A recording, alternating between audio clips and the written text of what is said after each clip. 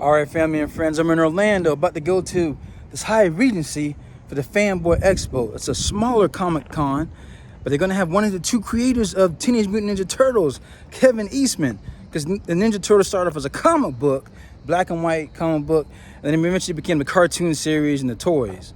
So, and they're gonna have some other comic artists in there too.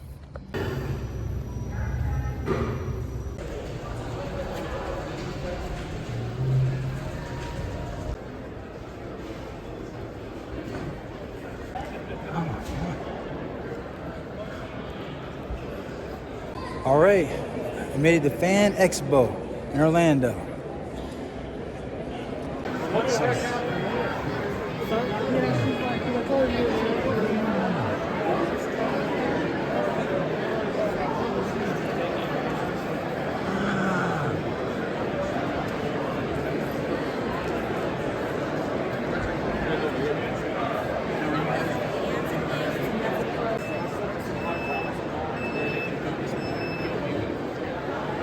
It's so specific that it's kind of complicated.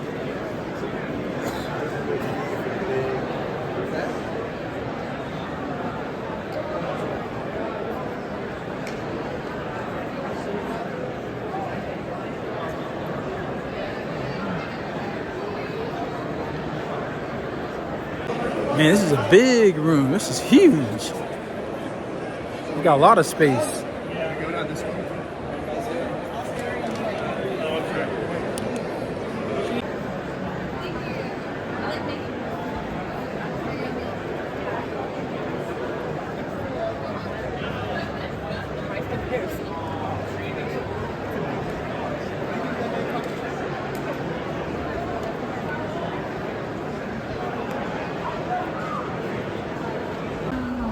That's cool.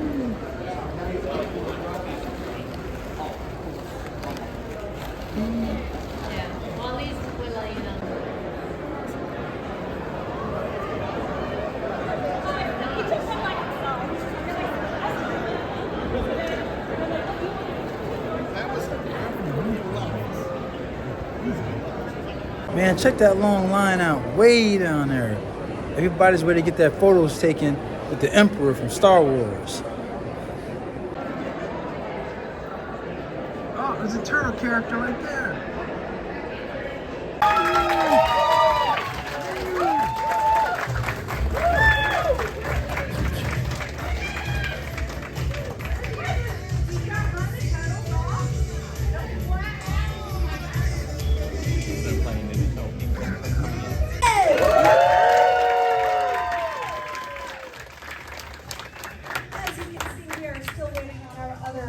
Wonderful guests of honor. They are running just a smidge behind the photo op, so they will be joining us momentarily, but Kevin's here.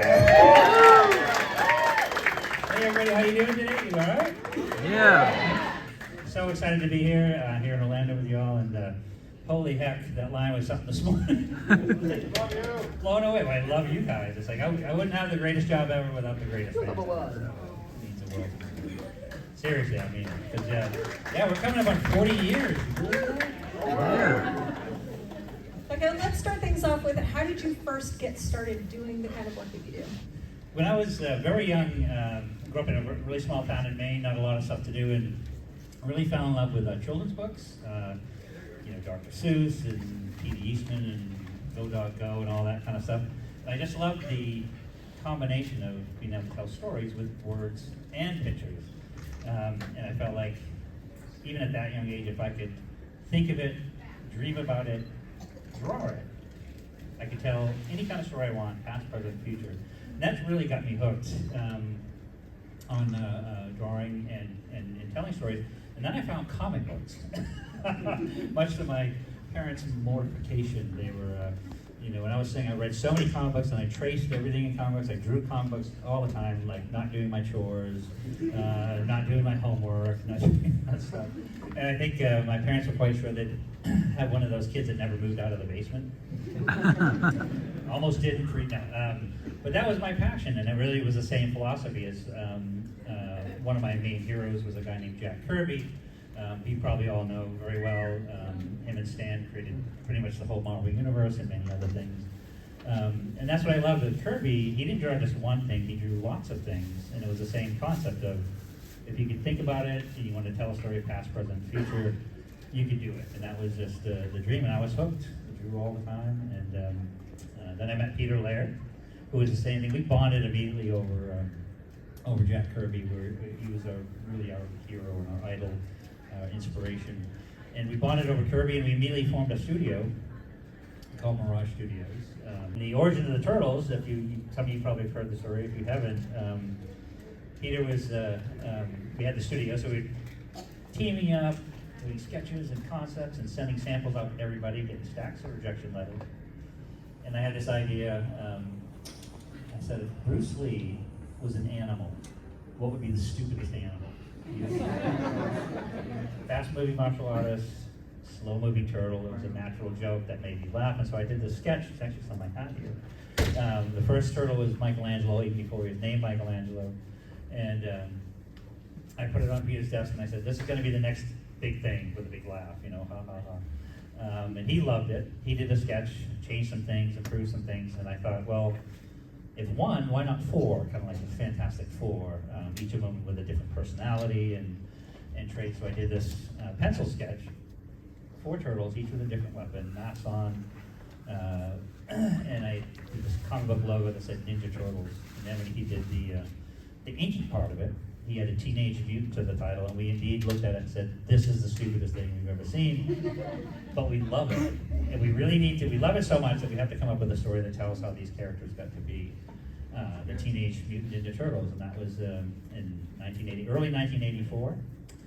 And so we came up with the idea, the origin story, wrote the first issue, drew the first issue, and then in an early form of crowdfunding, I had a really awesome uncle that loaned us $1,200, which is enough to print 3,000 comic books, and that was issue 1, and it came out May of 1984, May 5th, 1984, 40 years ago next year.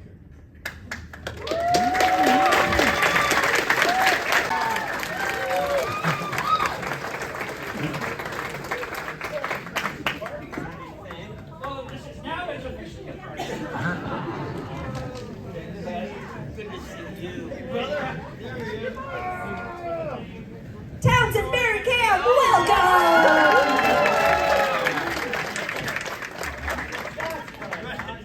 Kevin just introduced himself as Peter Laird. Where are you sitting, Kevin? I'm right here. All right.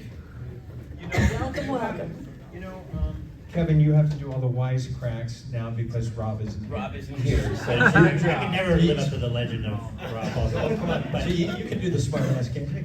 just one, I mean, we'll play the dating game. If we went on a date, what would be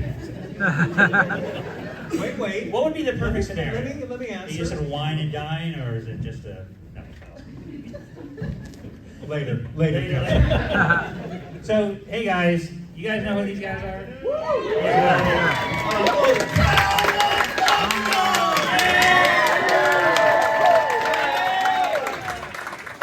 I give you a time or two.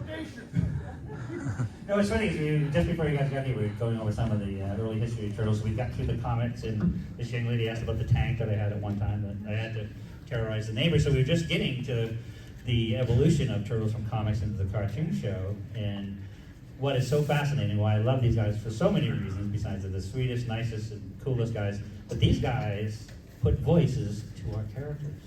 Peter and I, when we wrote them, when we were doing the comics, we had our own little voices in them, but nothing, until finally when you heard it. And when you heard us, you went, no. Fire everyone. This theme song, who's this Chuck Lorre guy? He's never going to go anywhere. Some wannabe. You guys know that story, right? You know that story? I don't That know it. Chuck Lorre, who of course was the executive producer and created Big Bang Theory and How I Met My Mother and all these great shows, a multi-billionaire guy, wrote the theme song to our cartoon show. And you didn't know that? I do know that. Oh, you do know, yeah. Just messing. And he performed it, and he also did, if you remember the theme song where, like, Michelangelo, the party do, party!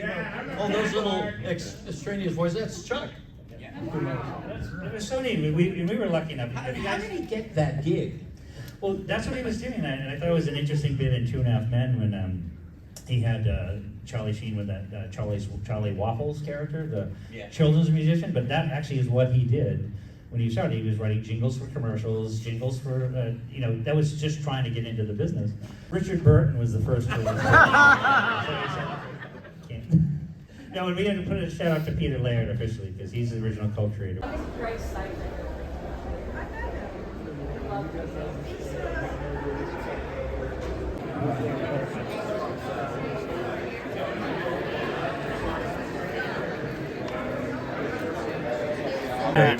David. Yeah. Hello, Mr. Eastman. How you doing? Nice to see you, David. You too, sir. Hey, David.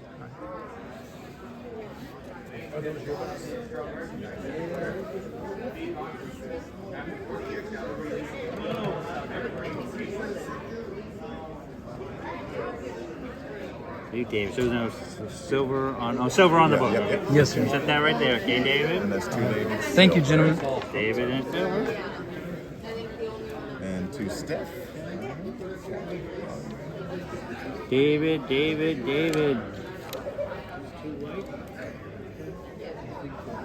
you go. Here we go. All right. Get it? Yes, sir. All right.